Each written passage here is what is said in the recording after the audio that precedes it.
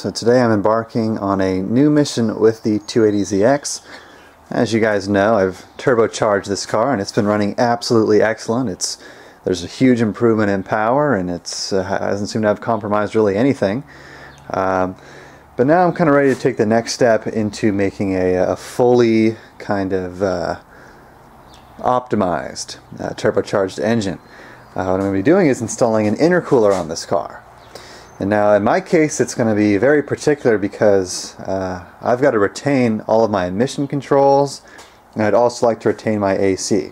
I want to start off by saying that most guys who put intercoolers on these cars, they rip out the evap canister for smog, they rip out their AC as well, and any other emission controls. Well, the mission here is, since I'm in California and since I want to do everything legit, I want to keep all those components, all the emission components, and I also like the convenience of having AC, even though it doesn't get too hot here too often.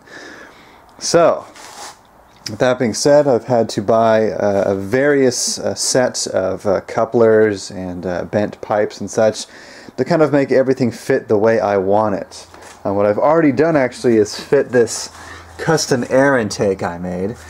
There's a small, like a 5.5-inch Canon cone filter here, a couple of pipes, and just like I said, so I can retain those factory emission controls, I have JB welded in some fittings for the evap and for the PCV, so that fits all nice. And then down to a reducer coupler to the turbocharger. This is a 2 3/4-inch pipe, and obviously the turbo inlet is 2 1/4. All while barely clearing the AC compressor. It's a very, very tight squeeze down here. Another thing that I had to do, which is really painful, obviously this is going to be a same side intercooler, so I've had to cut a larger hole.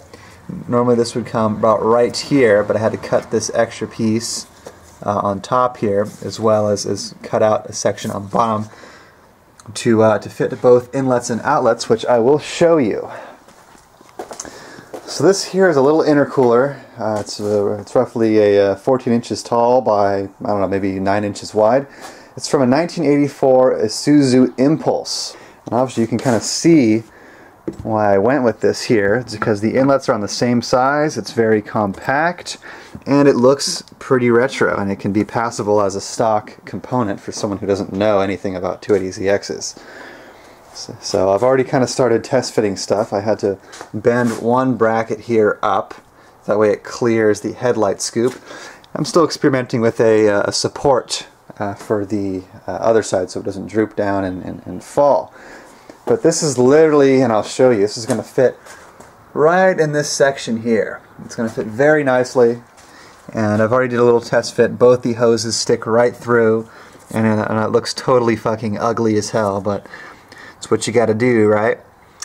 And everything so far is looking good.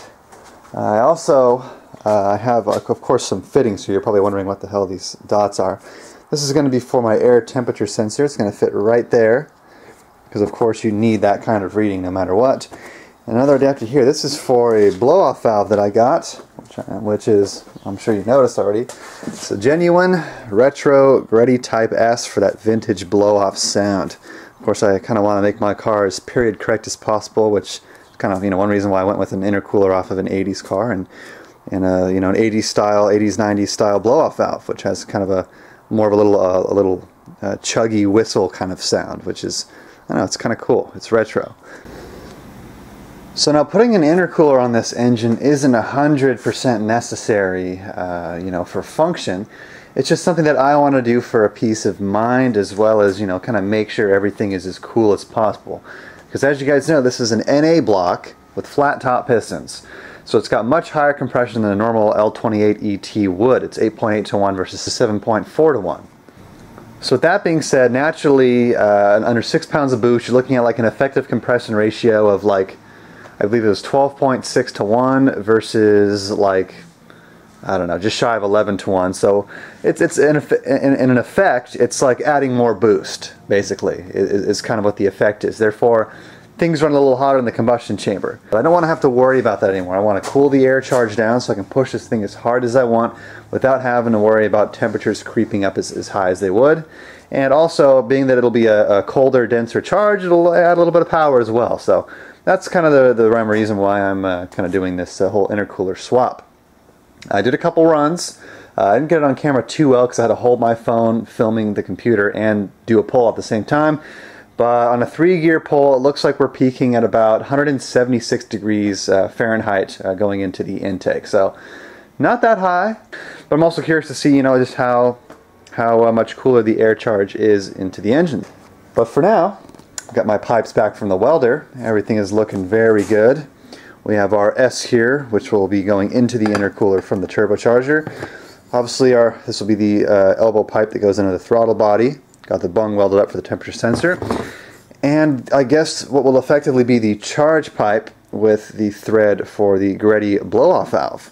And it all looks pretty good. Not too bad. So let's throw this thing together and see what we got.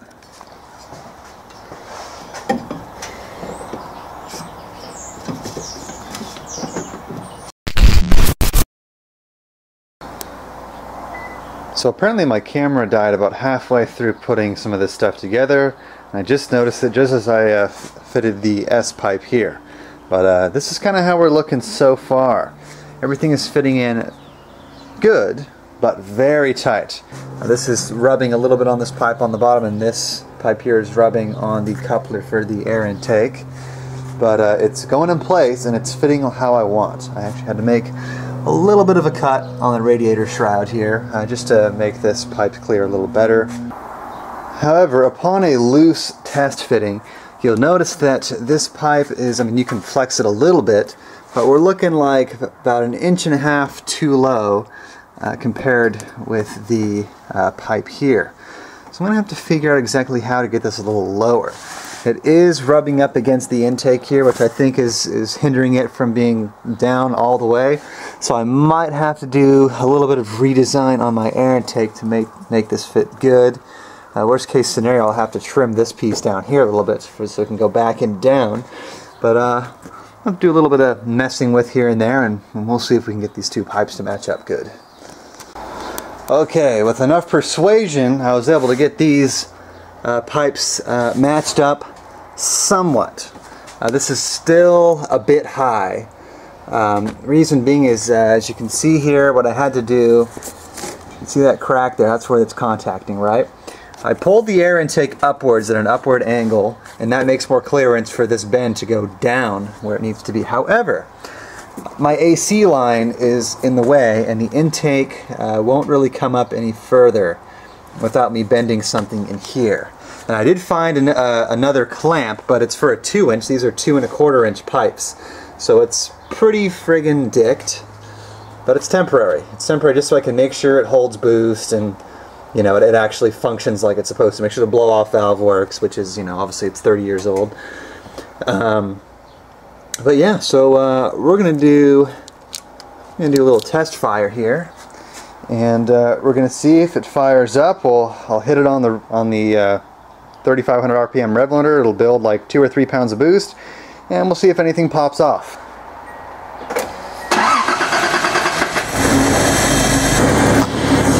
Let's raise the boost on this thing.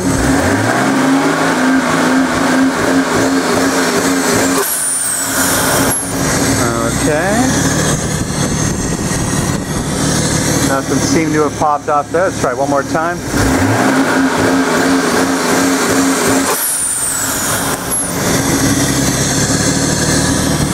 Okay.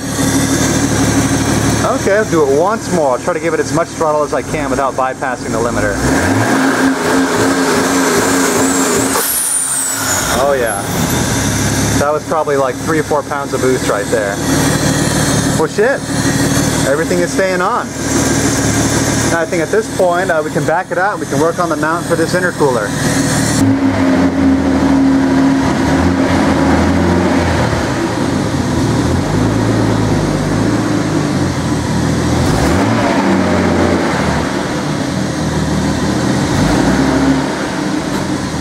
So So I went up to the hardware store and I just bought a cheap piece of like 1/8 inch, half-inch wide flat aluminum. It's strong enough to the point where it'll hold, you know, 5 pounds of force, but at the same time it's thin enough to the point where I can heat it up and bend it into shape without the metal tearing. So what I'm going to do is I'm going to have to try to prop the intercooler up with something and make sure it's level with the entire, I guess, the rest of the cooling devices, to make sure it's not putting any strain on the couplers. Then once I measure the length, I'm going to go ahead and bend this to size, drill a hole in one end for the mount on the intercooler, and then drill another hole for the self-tapper that will go into the air dam.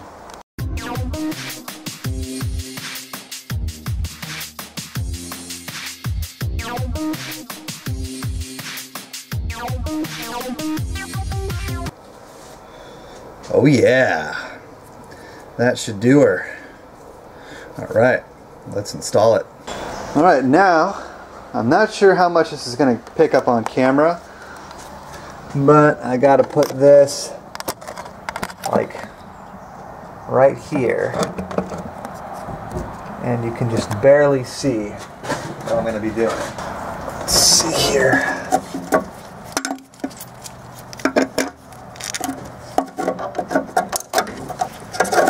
Okay. Alright, boys and girls, well, that is it. This thing is in there, rock steady, not going anywhere.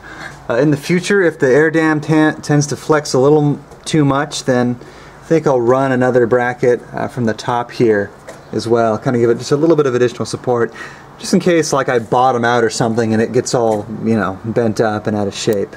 But for now, I think we're good to go take this thing for a spin. Alright, let's close this thing up. Let's take it for a spin, make sure nothing blows up.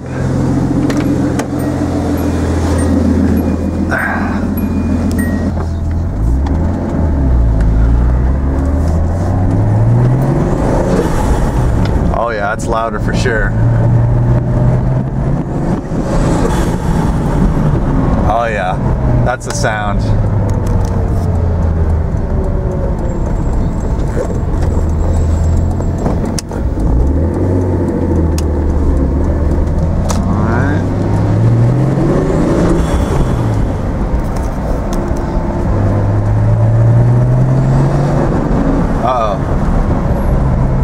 Might have a little bit of a boost leak. I just heard a bunch of hissing. Yeah, I think something might have come a little loose. Let's check it out. Alright, so we had a slight malfunction with the coupler on the inlet of the turbo.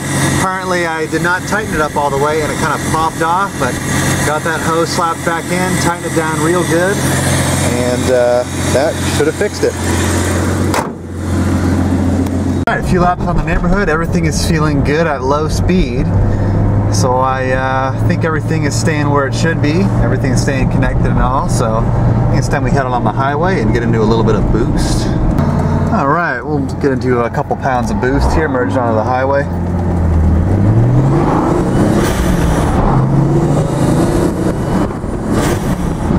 Oh yeah, well, that's feeling pretty good. About 2-3 pounds of boost, it's holding on. The blow-off valve is in fact blowing off as it should. Cool. Alrighty, everything seems pretty solid so far, so I think now it's time we do a full pull. So we'll do second and third gear.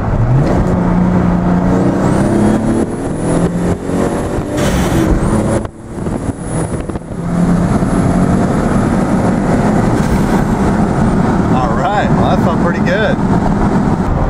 Now I'm not sure if I was just seeing things improperly, but it seemed like we're actually peaking at a lower amount of boost. I thought I saw, like, I'll have to review the footage, but it looked like 5.5 pounds and we normally get 6.5 pounds. That's strange. Alright, so I did check the footage, and yeah, it does seem like we're only peaking at 5.5 pounds of boost now. I popped the hood, I checked all the couplers, everything is tight, so I don't think we're having any boost leaks. However, I have a theory. Since we added all these pipes and an intercooler, I think the surface area of the, I guess, intake charge has increased significantly. Therefore, I guess pressure naturally lowers since there's more surface area for the pressure to go. Now, of course, this is a mechanically controlled turbocharger, so there's no electronic module that's going to modulate boost if something like this occurs. So I think it's just a characteristic of the intercooler system now that it's on there. If there's any turbo guys that follow me, I'm sure you guys will chime in and correct me if I'm wrong, but that is my theory. But for now, I got the old FAP top here, got Mega Squirt open. It's going to be hard to film, but I'm going to check what our intake temperatures are with these intercooler now. Obviously, I took a measurement right before I put the intercooler on, and we were peaking at 176 degrees Fahrenheit, and that was at a 3-gear pulse, so 0 to 85. So now we're going to compare and kind of see what our temperatures are with this intercooler, see how much it has changed. Of course, it's going to be very difficult for me to film this, keep in mind, because, well, during quarantine, it's hard to get a cameraman.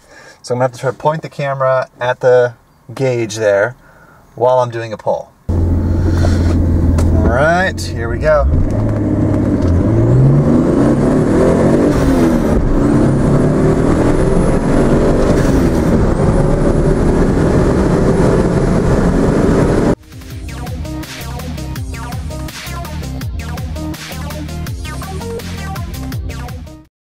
Okay, hopefully I got it.